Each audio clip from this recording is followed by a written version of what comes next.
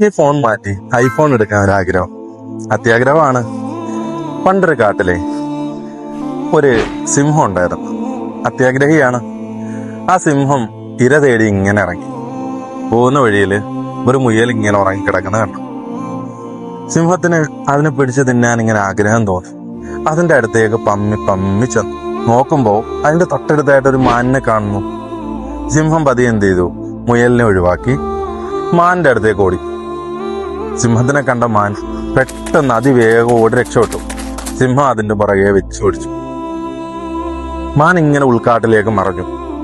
സിംഹം നിരാശനായി തിരിച്ചു വന്നു.